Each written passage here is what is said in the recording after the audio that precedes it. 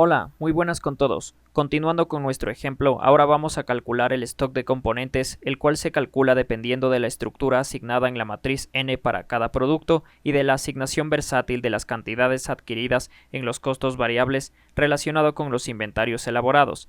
En otras palabras, el stock de productos está influenciado por una demanda independiente vinculado a las condiciones de mercado, mientras que el stock de componentes está relacionado a una demanda dependiente de la cantidad de productos y su formulación. Con esta breve introducción, nos vamos a explosión de materiales, stock de componentes.